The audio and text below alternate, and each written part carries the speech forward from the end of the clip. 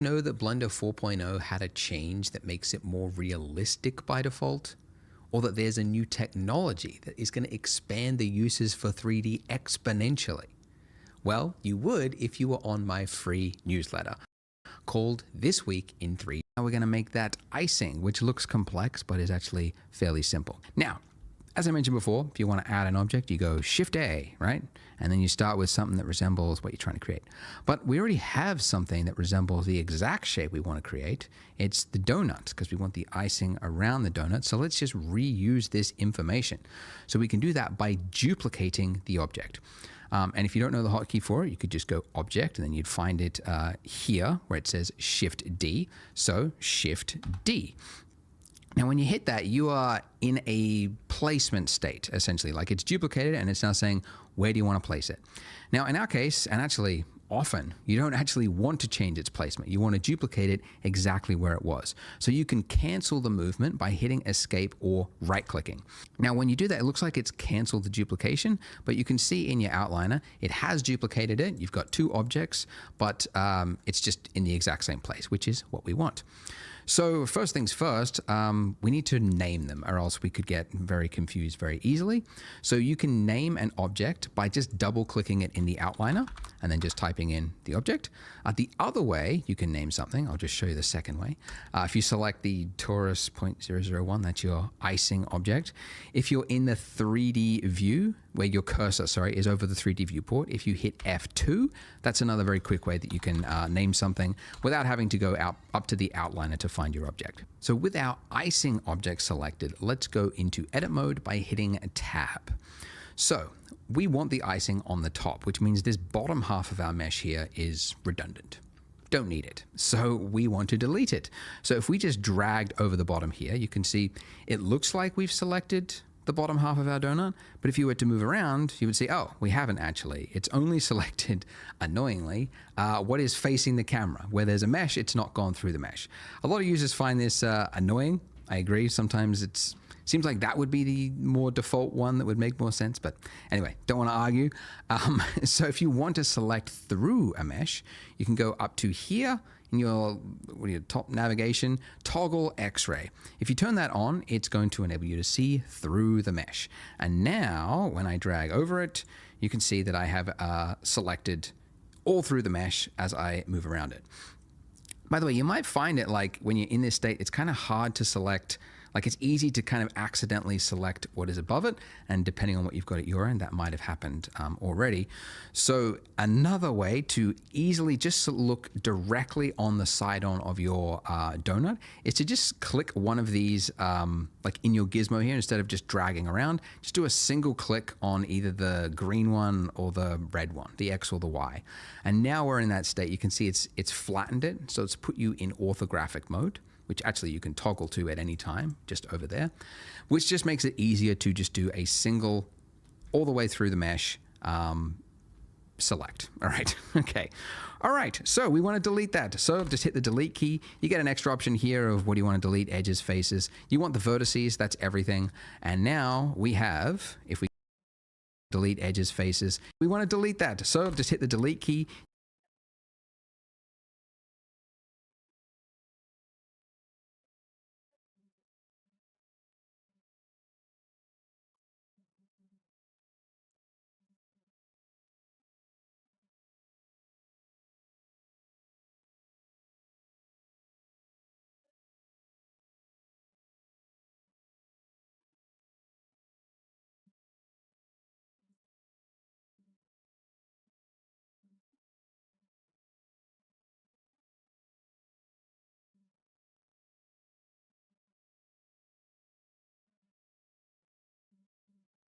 You get an extra option here of what do you want to delete.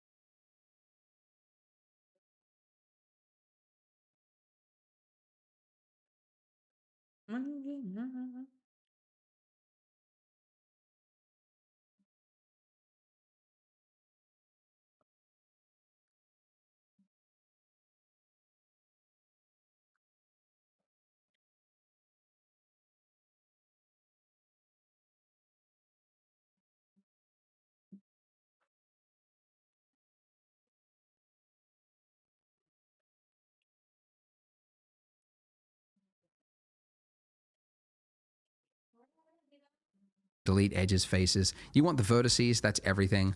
And now we have, if we go back to object mode, and then let's turn off toggle X-ray as well. And you can see it's working. We got half the donut on top of itself. But as you move around, you can see you get some flickering. Now, this flickering happens, and it's actually a very common, it's actually a good warning sign to you as an artist, because it means you've got faces on top of faces, and the 3D software doesn't know which face it wants to render, right? So it's like sometimes saying it's the front face, no, the back face, the front face, and there's no understanding. Sometimes you can actually spot it in TV shows and like VFX or like low budget stuff. You can see something flickering in the background, and I'm like, ooh, there it is, Z fighting. That's what it's called, Z fighting, or Z fighting if you're not American. So what we want to do is we want to give thickness to our icing. So we can do that with a solidify modifier. So adding another modifier, make sure you've got your icing selected, not your donut. And then here where you've got add modifier, we're going to go generate solidify.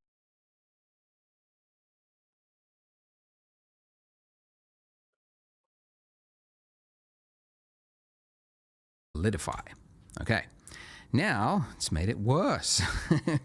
It's actually added a thickness to our mesh there, but it's actually done it the wrong way. So it's with the normals. Yeah, what is it? It's trying to put the extra bit inside the donut. So we can change that by just changing the offset here in the solidifier settings. Just drag that all the way to 1. Some of you might have actually found that it was correct before, just depending on which way your normals were. If that's the case, keep it at -1, but everyone else, keep it at 1. We just want to make sure it's actually outside. Okay.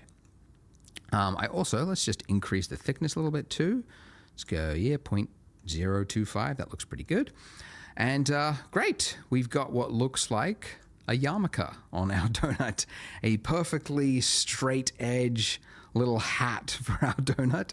So let's make this look more like icing so that the edge is wavy all the way around. So to do this, this is where we get into the fancy, finger magic, because you're typing lots of keys. Anyway, go into edit mode, and we can see straight away that we can't see the mesh, and that's because the solidify modifier is obstructing our view.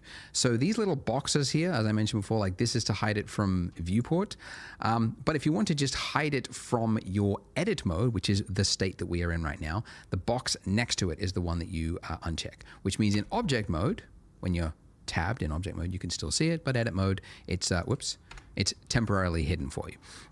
So if I was to select one of these points here and move it down, you can see that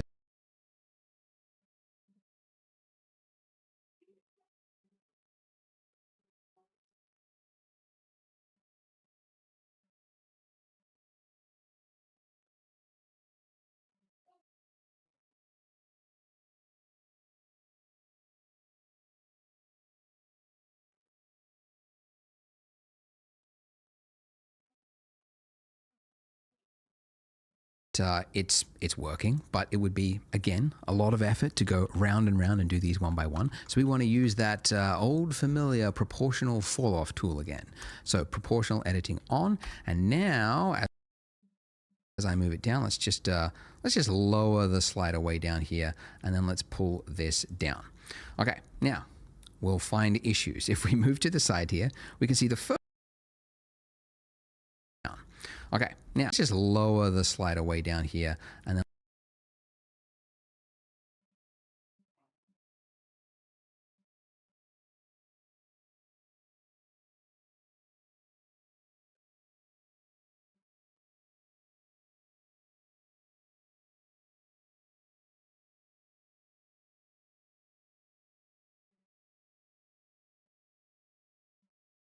let's pull this down. Okay, now we'll find issues. If we move to the side here, we can see the first issue we've discovered is that this is separating from our mesh here. And that's not what icing does. When it dribbles down, it follows the shape of the donut all the way down. So what we want to do is snap, undo it a number of times, snap the vertices to our donut underneath it, right? So for that, we need to turn on snapping up here. Okay, now there are a number of ways to snap in Blender. The default way is increment, which just means the like the grid floor there. Like if you were to just like move it around, you can see it's just snapping to the grid floor. Not helpful. But we want to snap it to the face.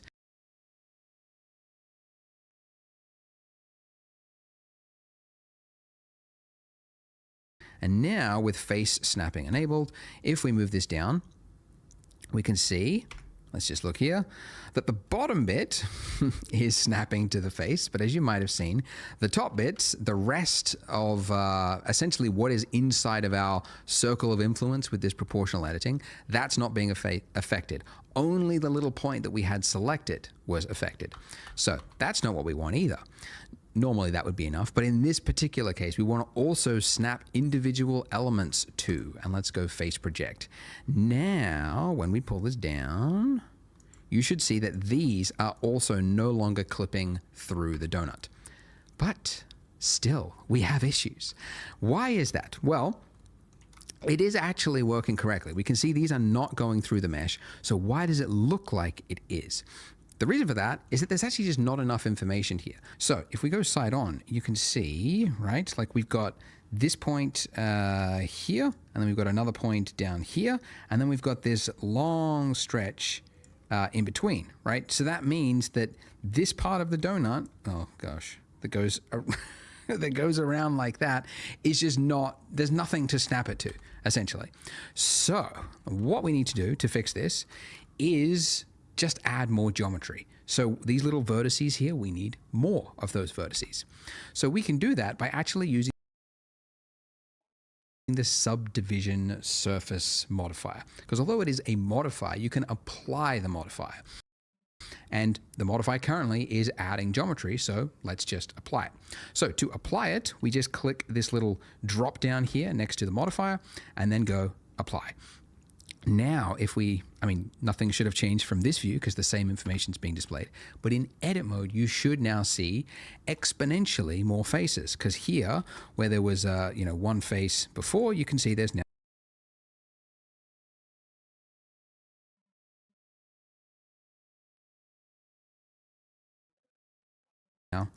a lot more, right? 4x, okay, 4x, okay. So now if we pull down, we should see it is snapping. And if we go into this mode, you can see that it's now conforming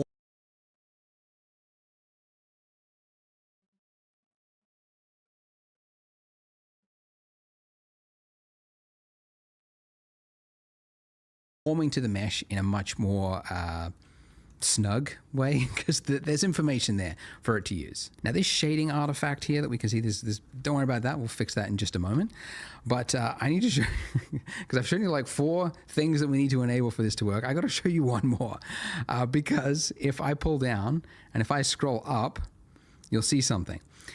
Okay, if I was to click, we get this horrible problem here. And I've done this tutorial enough, and enough people have hit this issue that I need to call it out specifically, because it seems to be a big point that a lot of people just don't know where to go from.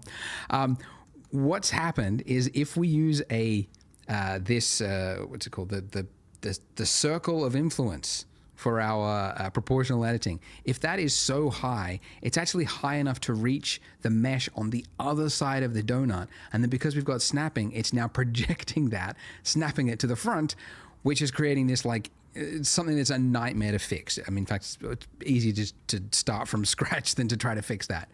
So if we want, sorry, there's a lot of noise.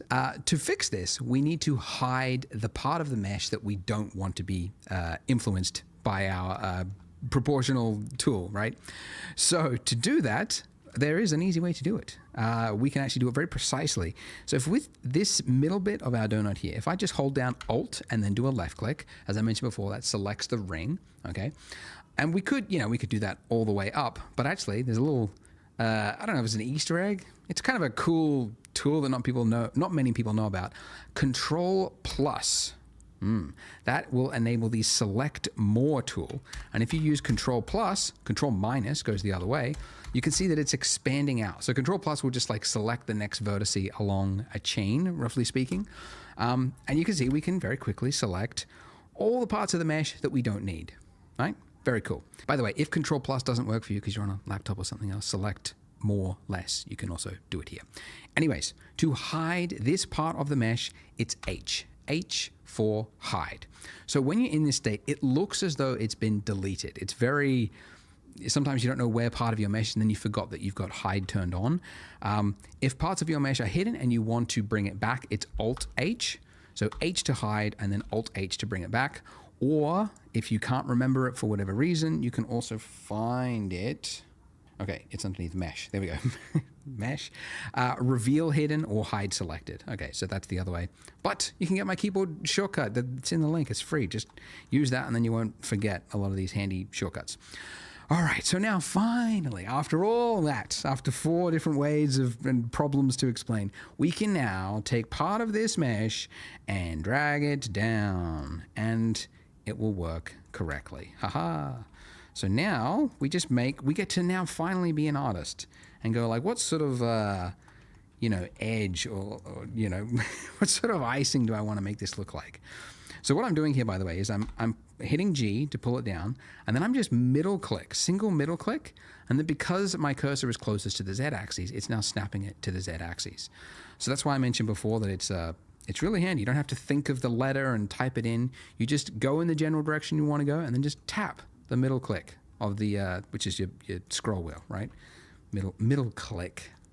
It's such a weird button that you have to call it out. It's the scroll wheel button because it's like no other application seems to use it besides call it out, right? Tap the middle click of the, which is your scroll wheel, right? Middle click. It's such a weird button that you have to call it out. It's the scroll wheel button because it's like no other application seems to use it besides scrolling. But Blender is like, no, we're going to use it for like 90% of the operations is going to be middle click. But anyways, as you can see, I'm not paying particularly too much attention to it, but I'm just making a wavy looking shape around it. You might also want to make some bits that go the opposite direction, right? And then maybe pull, so you've got like big shapes as well as medium shapes and some small shapes, big, medium, small. It's the recipe for appealing design, big, medium, and small details. But I digress. By the way, I should mention, if you're stuck, don't feel bad, because there was certainly a lot of finickiness going on with this donut here, and we're definitely in the steep part of that curve at the moment. Do make use of my Discord if you are stuck. I created it literally so that people could get instantaneous help. I don't have any other benefit for it, so it's there so that you can find help. Link is in the description, and there's like donut help chat room where you can post screenshots of your problem and then people can help each other out. So do make use of that. Now, our shading issue here, this darkened edge, is actually going to fix itself by fixing another issue. So it's a 2 birds, 1 solution kind of problem. This 90-degree edge here for this icing, not ideal. Everybody knows that a real icing would create like a rounded edge there, right? So we can fix that just by adding another subsurf modifier. Because you might remember I mentioned like, yes, if you've got 3 vertices, it'll create like another vertice here and another vertice here, but it'll also like round it out. It'll pull this one back so you end up with a rounded corner. So right here in your modifier stack, we're going to go add modifier, generate subdivision surface.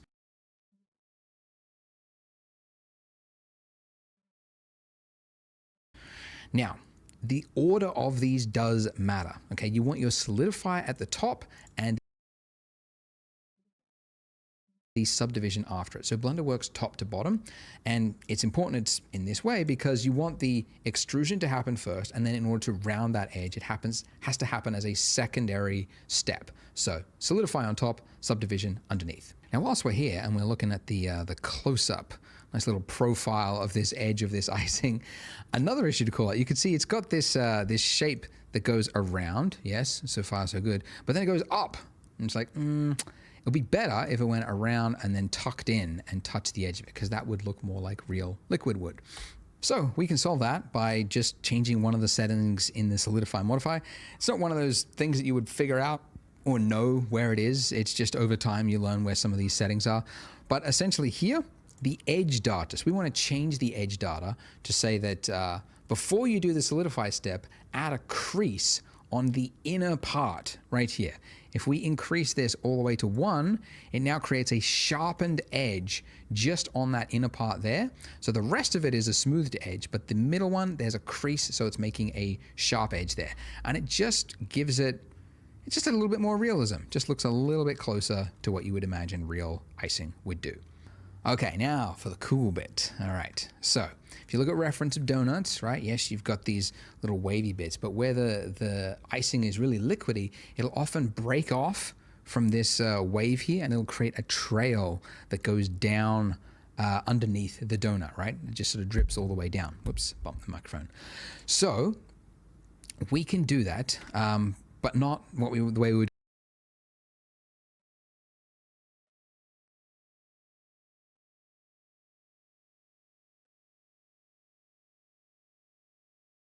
doing it before. If we just took one of these points and then like dragged it all the way down like that, there wouldn't be enough information there, right? You can see you just get this like stretched look, and it doesn't look great, okay? So essentially we need to give it more information, and we couldn't just do it by like adding more and more subdivision surfaces. We need to actually like break this shape here and create a new shape that goes down. So we need to extrude. So if I select this vertice and then the one next to it by holding down Shift, I don't think I mentioned it, but yeah, if you want to select two things at once, it's Shift select. Anyways, so if we select two vertices like that, we want to extrude it downward by hitting E. So when you tap E, it's similar to G in that you're in a placement state now, saying where do you want to place this? So I'm going to move it down to, yeah, like about there where I want the trail to stop, and I'm just going to do click, left click, and it's now placed it there. Now, it's hard to see it, but if I just switch to wireframe, you can see what it's doing.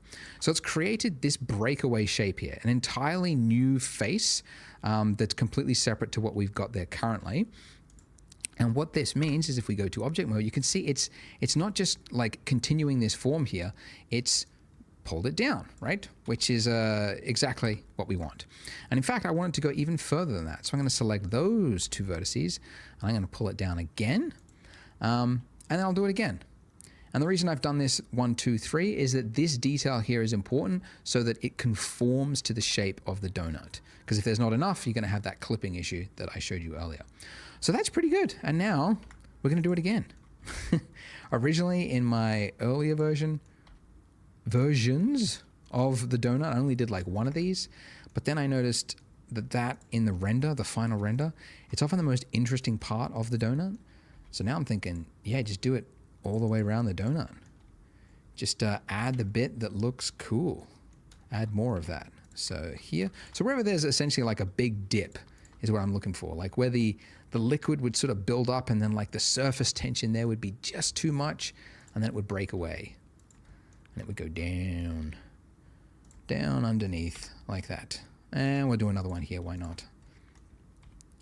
Like that, and down, and down. And that's pretty good. Haha, lovely.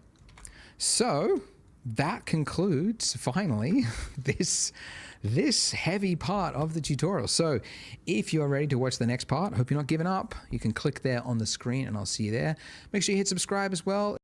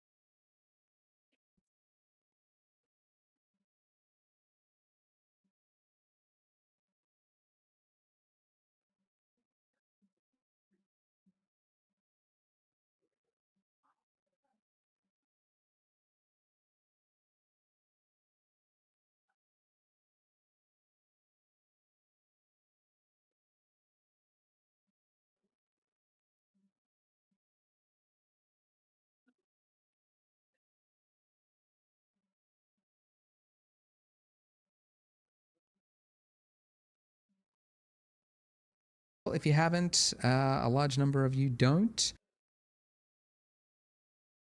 Congrats, you didn't give up. You made it to part 4. You clicked on the next part of the video. There's always like less viewers each video as you go down. So you're here, well done, thumbs up.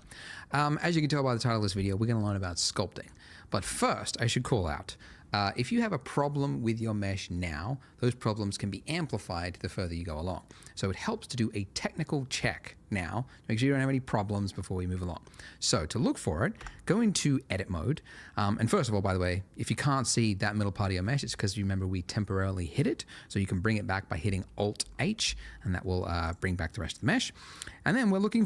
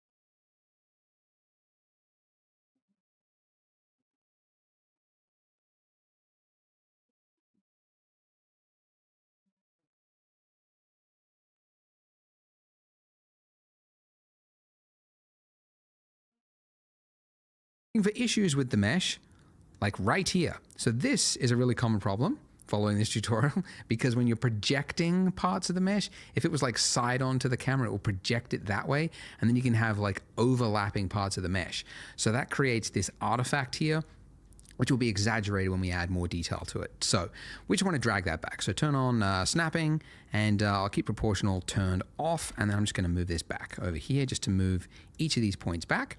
Another very common problem is you might have parts that have separated from your mesh. Now you can quickly fix this if you just like selected the point and then hit G to move it. When you're in that state, it's also snapping it to the mesh. Now you could do that all the way along, like select, tap G, then click, select, tap G, then click. But anybody's got time for that. Let's make Blender do the work for us.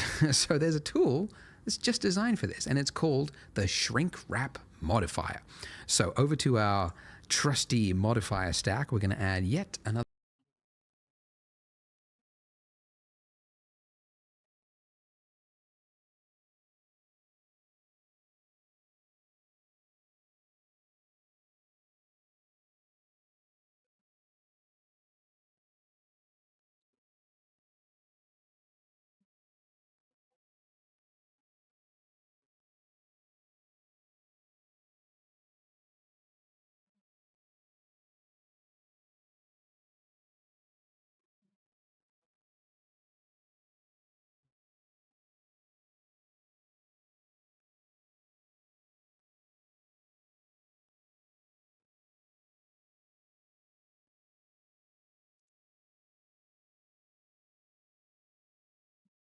modifier. So add modifier. It's not under generate, it's under deform, which we haven't accessed before. New modifiers. Ooh, the one we're looking for is shrink wrap. And first of all, hasn't done anything because it needs to know what the target is. What is the mesh that we're shrink wrapping our mesh to? So with this little eyedropper tool, you can see when you've clicked it, my cursor's changed to an eyedropper. And now if I hover over objects, I got the name of it. So I want to click on the object that is the donut, and now it's snapped to the donut and made it worse. Why, Andrew, would you make us do that? Remember, the order of your modifier stack matters. So the reason this happened is because we've done it after the solidify mod. So if it works top to bottom, we want the shrink wrap to happen before any of the extrusion happens. So now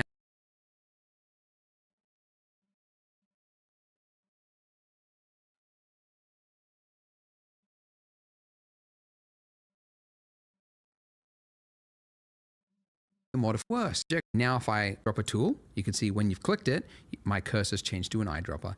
And now if I hover over objects, I got the name of it.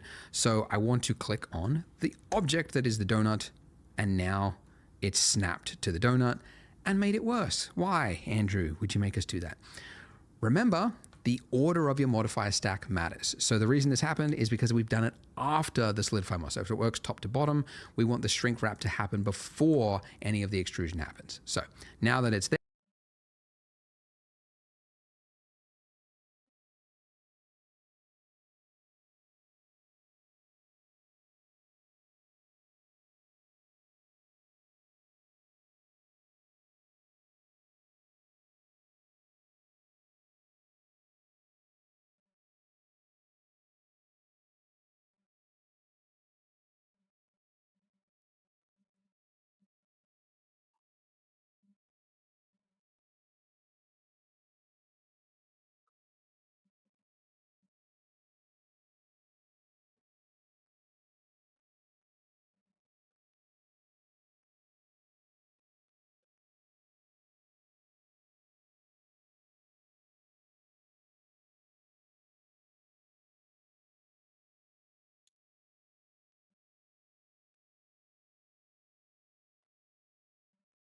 there, it's correct. And this is what it looks like before, and this is after. And it's subtle, right? And you'll probably see this across your mesh, like little subtle changes where maybe it just separated off the mesh, which wasn't quite a perfect alignment, but this will just correct that. So great, we don't need this here now. We can just apply it because it was just a once-off operation, and now all our mesh should be perfectly flat. And assuming you haven't got any other issues going on, again, make sure you use my Discord. If you do have issues and you need someone to help, make use of the community. So use that and post your problem, and I'm sure people can help out. All right, so we want to do some sculpting. Now, why do we want to sculpt? Well, because if you look at reference photos of donuts with icing on them, you'll see that icing is obviously a liquid, and liquid does weird things. One of the weird things that it does is that it will pool in certain areas. It's not like a uniform amount all the way on it. So the most obvious being like at the end of this trail here, there would be more that would accumulate at the end there. And I think the reason for it is that because it's a viscous fluid, once it runs out of enough fluid, there's not enough to kind of push it forward, but there's enough for it to build up. So you would have like a buildup here on each of these ends, but you would also have buildups all along the edge. And you can see it in reference photos. Like here, we've got this like clear, was it like a glaze? And basically the areas there where it looks whiter, that's a thickened area. So we essentially want to replicate that across our donut. So we can't do that currently. Like if you go into edit mode, we don't have any mesh to work with because the extrusion, the thickened part is happening via this modifier. So we need to make the modifier real. So again, we're just going to apply it. Drop down, apply. Now in edit mode, modifier real. So again, we're just going to apply it. Drop down.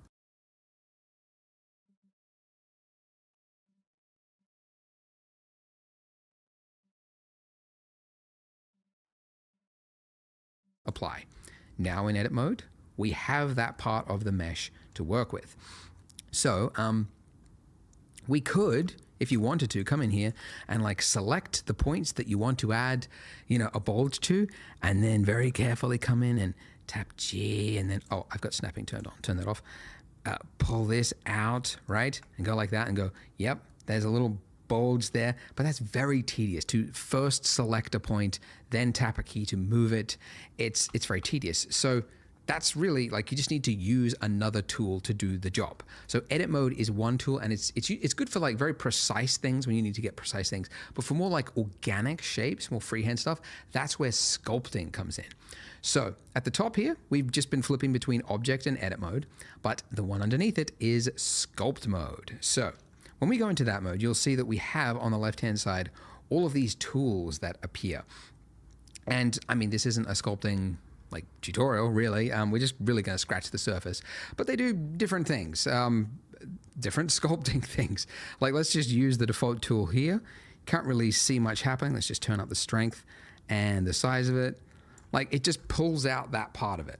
And even that quick little one stroke, imagine if you had to select each of those points and pull them out one by one. Like that's why this tool is the appropriate tool for this kind of job, right? Because it's very quickly going to enable us to add lots of complex shape. Very cool. So the tool that we're looking for is actually, it's this one, the inflate brush, which is just conveniently the I hotkey, inflate. By the way, if you want to change the size of brushes in Blender, I mean, you've got these ones here. You've also got the strength slider here, but there is a hotkey just to change the size of the brush with F. So F to change the size of the brush, and you just pull out with your cursor to make it bigger, and then pull in to reduce it, and then do a single left click to confirm. You can also change the strength with Shift F. So Shift F, pull out, click, and then Shift F, pull in, click. Anyways, so if I was to draw on this, you can see that I'm inflating that edge. I can also inflate here, but you very quickly realize, like, look at that. Look at that. What is that, right? The eye is going to see that. It's a pro tip. Your eye is like, if you're going low res, don't go low res for things that are round, because your eye is very quickly going to spot low poly things. Actually, just last night I was playing Spider-Man, the Miles Morales one, and there was like this coffee cup that was on a table, and then you walk, and it looks fine, like as a background asset, but then part of it, the mission, you had to go up and read something on the table, and you had to get close to this coffee cup, and it was like 8 vertices. It just looked like almost looked like a nut on a wheel of a car, right? Just like that jagged. So anyways, what I'm saying is this is a rounded form, so we need more information. We need more detail to sculpt on. The reason this is jagged and the reason there's not enough detail here is that just even though we have a subsurf modifier,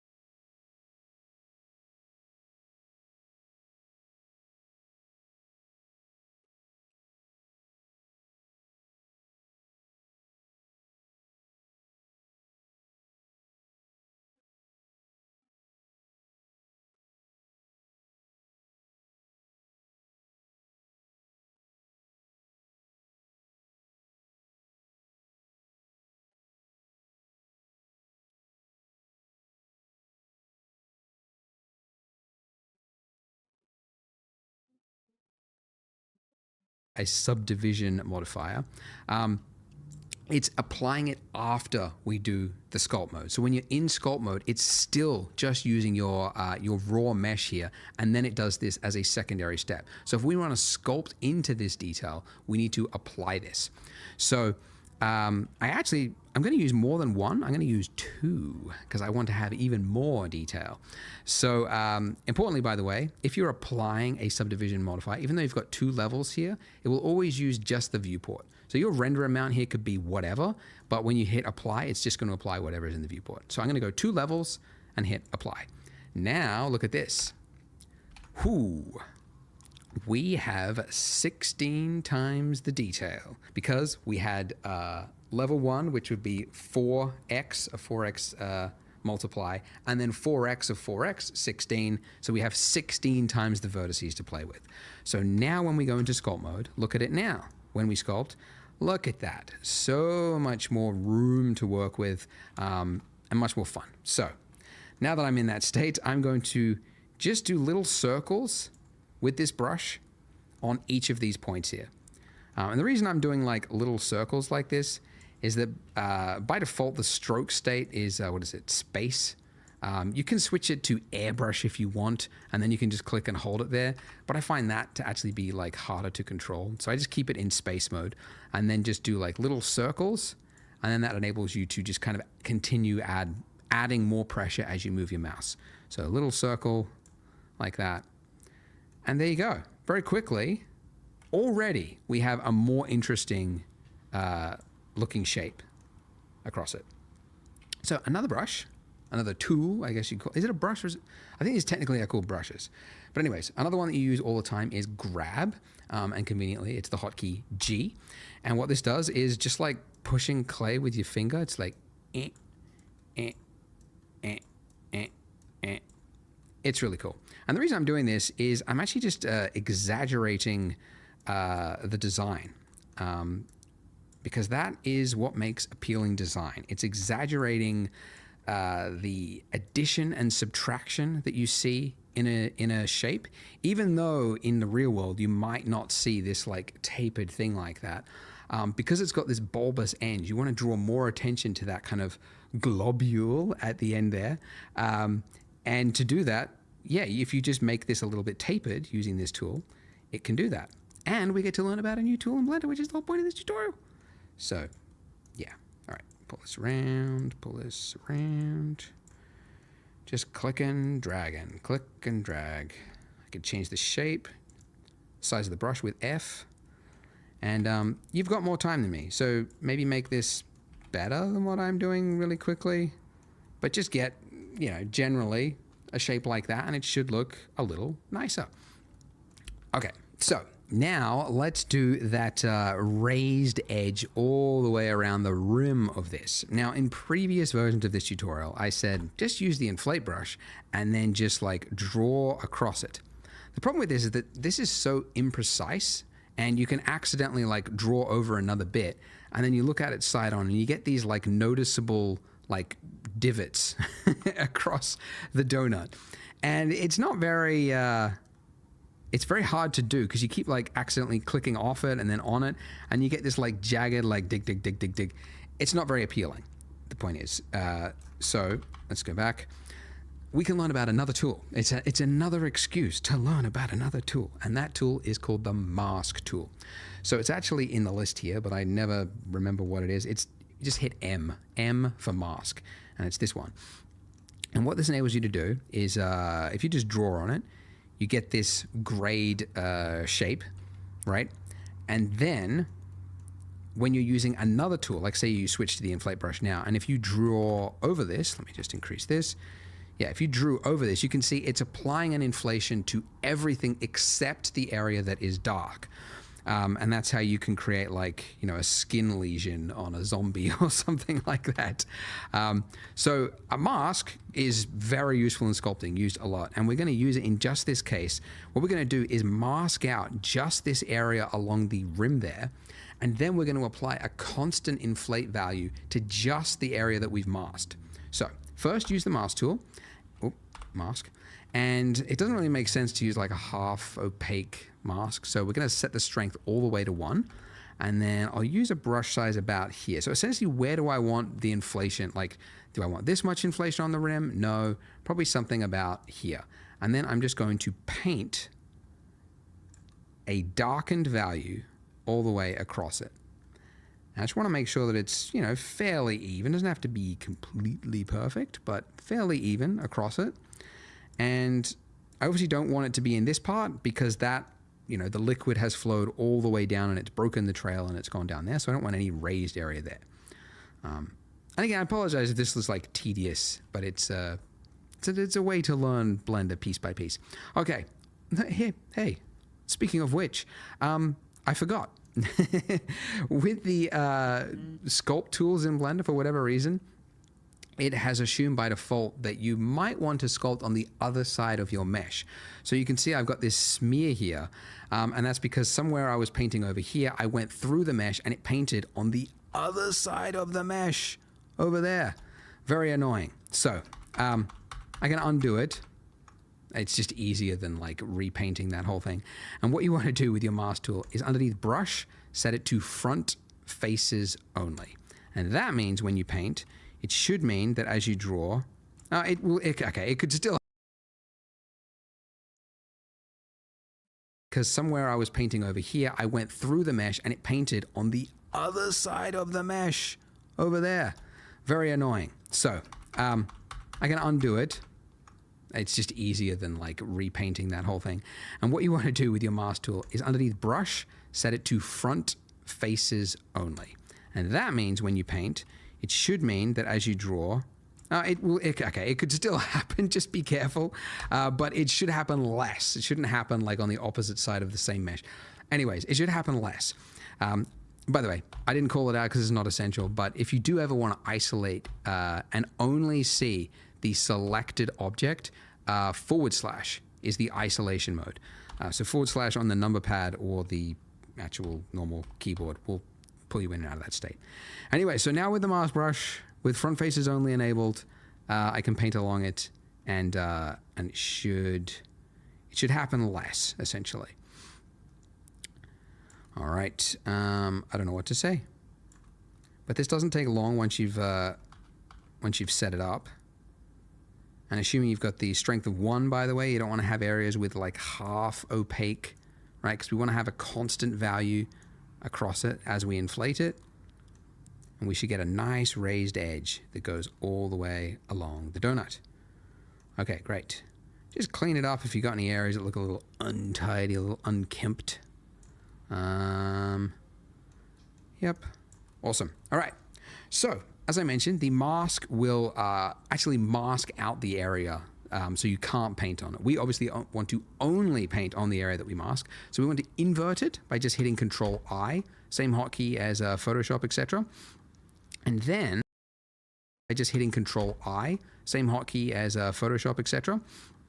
And then, obviously, if we went to the inflate brush and then we just painted, like, yes, we're only now painting onto that area, but it also doesn't solve our problem of like different values across it. So we want to apply a uniform inflation on just these areas.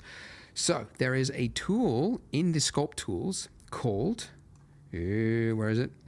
Mesh Filter.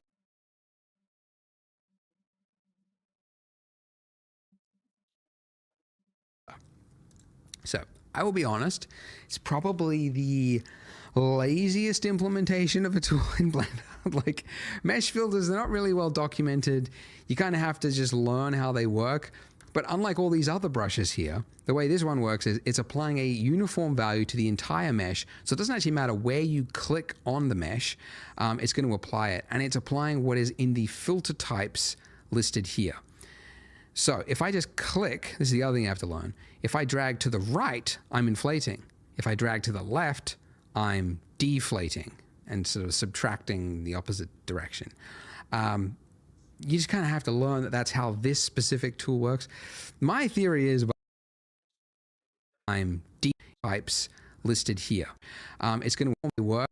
So there is a tool in the sculpt tools called, where is it? Mesh Filter. So I will be honest, it's probably the lazy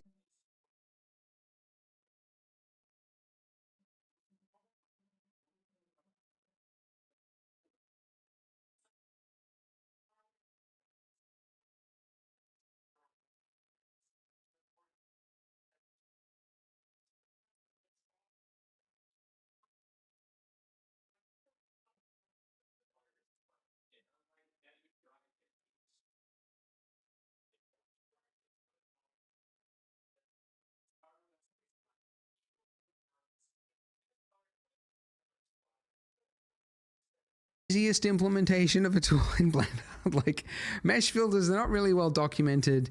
You kind of have to just learn how they work. But unlike all these other brushes here, the way this one works is it's applying a uniform value to the entire mesh. So it doesn't actually matter where you click on the mesh, it's going to apply it. And it's applying what is in the filter types listed here. So if I just click, this is the other thing you have to learn. If I drag to the right, I'm inflating. If I drag to the left, I'm deflating and sort of subtracting the opposite direction. You just kind of have to learn that that's how this specific tool works. My theory is, by the way, to go on a rant, ZBrush's user experience and interface is so arcane, so badly hodgepodge together from ideas over the last 2 decades. They never had any thought in the process. They just lumped it all in there. And Blender's sculpting tools competes with that. So they're like, hey, yeah, the filter tools, yeah, they're not the easiest to understand, but at least we're not ZBrush. That's my theory. It's my working theory I'm going with. But anyways, point is now that we're in this, you could see we're applying a uniform value to everything. Hooray for us. I might also, I'm going to set the strength of this to 0.1, and that just means that as I move the cursor, it's applying less of a value for the movement, so I can use smaller movements. The other thing though is this is a little like, it almost looks, if we go into object mode, it looks like a tube almost around the edge of it. It's not very nice. It basically, the edge that we've got here is too hard, so we can smooth out that edge by using mask, smooth, mask. Okay. Now, if we use the inflate, just tilt to the right a little bit, I'm just going to go with that. Let's go object mode and see how that looks. So we can smooth out that edge by using mask, smooth, mask. Okay. Now, that edge by using mask. The edge that we've got here is too hard, so we can smooth out that edge by using mask, smooth, mask. Okay. Now, if we use the inflate, just tilt to the right a little bit, I'm just going to go with that. Let's go object mode and see how that looks. That's pretty good. I might actually go just a little bit more, just exaggerate it slightly more. There we go. Great. So yeah, that's roughly it. Now there's a little bit of artifacting there because the way the mask works is it's kind of that feathering thing. It's not very exact and it's kind of got some values in between it. So we can smooth that out in sculpt mode by first of all just clearing the mask and then using the smooth tool. By default, it's too high, so just turn it down. And I'm just going to smooth that edge, and that'll just sort of clear up some of this artifacting. It's a little too high. For whatever reason, the smooth tool, which also you can access at any point when you're in sculpt mode just by holding down shift, and it'll temporarily invoke the smooth tool, and it'll use the value that is on the smooth tool. So you'll be in this mode and then you hold down shift and it'll actually not use this value, but the value that's on the smooth tool. Again, ZBrush is the competitor, so some things are a little weird here. Anyways, so it's a little too high. Just turn it down and now we've got a nice value. And I'm just smoothing this out just to clear up some of the artifacting all the way around the mesh. Ba-doop, boop, boop. And that's it. Lovely. Hey, if you've made it this far, 3D is in the cards. It's for you because we've done some fairly complex things. So if you're a beginner and you're just getting started in Blender, congrats, because it is a steep learning curve, but you have learned some very complex modeling and some sculpting. So congrats, you've made it this far. Why not continue on the series? Click here to see the next video, and I will see you in that part. This is where we finished.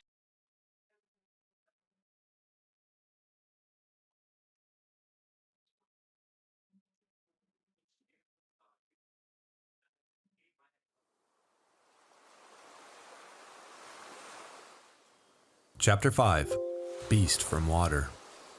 The tide was coming in, and there was only a narrow strip of firm beach between the water and the white stumbling stuff near the palm terrace. Ralph chose the firm strip as a path because he needed to think, and only here could he allow his feet to move without having to watch them. Suddenly, pacing by the water, he was overcome with astonishment. He found himself understanding the wearisomeness of this life, where every path was an improvisation and a considerable part of one's waking life was spent watching one's feet.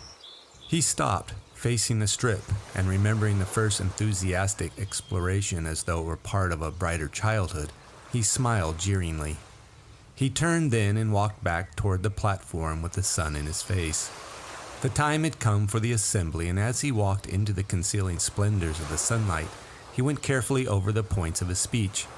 There must be no mistake about this assembly, no chasing imaginary. He lost himself in a maze of thoughts that were rendered vague by his lack of words to express them. Frowning, he tried again.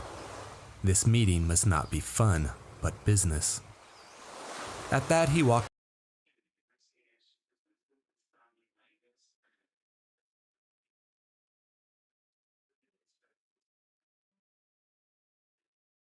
faster, aware all at once of urgency and the declining sun, and a little wind created by his speed that breathed about his face. This wind pressed his gray shirt against his chest so that he noticed, in this new mood of comprehension, how the folds were stiff like cardboard and unpleasant. Noticed too how the frayed edges of his shorts were making an uncomfortable pink area on the front of his thighs.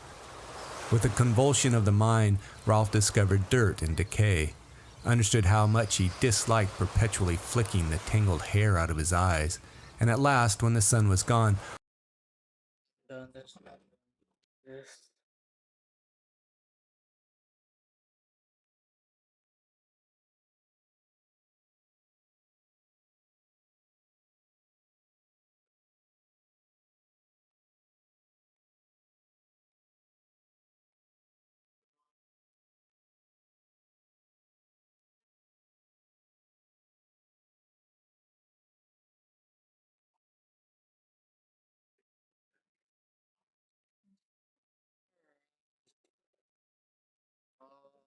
All right.